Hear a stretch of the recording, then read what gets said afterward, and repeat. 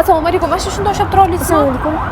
Mayli, xo'p. Aziya konsertga kirmoqchimidingiz? Ha, Aziya konsertga kiraman. Yuring, men sizni olib kiraman. Hozir o'rtoqlarim kelsa, yuring. Hozir o'rtoqlarim bilan. Yuring.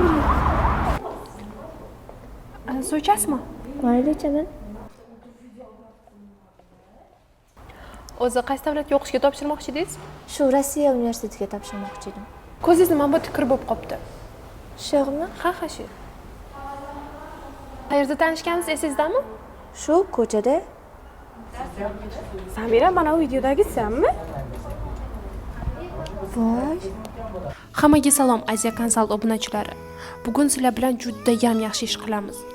Ko'chada men bechora odam ko'rib qoldim va Aziya Consultga olib kirdim. Suv ichasizmi desam, ha deb aytdi. Yomonam chanqab ketgan ekan o'zi ham.